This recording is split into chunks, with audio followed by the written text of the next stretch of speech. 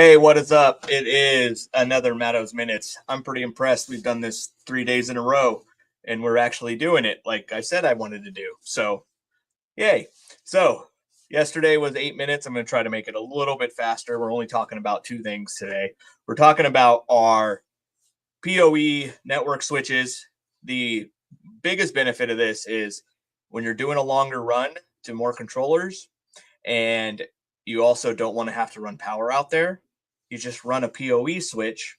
It's great for drive-throughs and stuff like that. You'll go as far as you can on the network cable, and then you can throw a POE switch out there and keep going to your controllers and not have to put power out to it.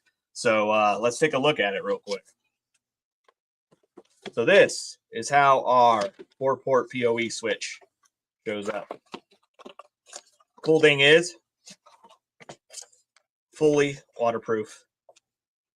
Right here, when you go to get out there, you just slide it out. And then inside here is where you plug in your network cables. Run your cables up there, plug it all in, and boom.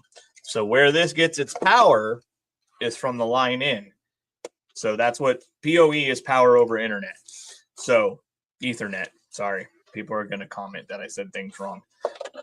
So we've had these for a few years, so they're not brand new, but we use these a lot in drive-throughs and stuff like that when you got to do that long run of network cable, and you don't want to have to put power out there because it's in this weird spot or something like that, or you're going from your computer or your brain to the show, and you want to split out when you get there, but you don't want to have to put power somewhere. So the POE switch is great for that.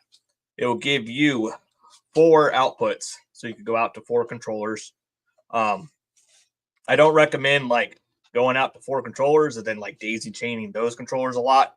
It's just more of like going out to 4 controllers. It's super convenient because it's waterproof. Once you mount this thing upwards like this, you just plug all your stuff in, slide it in there. No water is going to get inside there. You know, you cannot mount it on the ground. It is not waterproof to prevent water from rolling in when it floods and something. It needs to be mounted upwards like so, and then it will be waterproof. It's going to work great. So the thing that you need to add to that is, unless you already have one, is our POE power supply.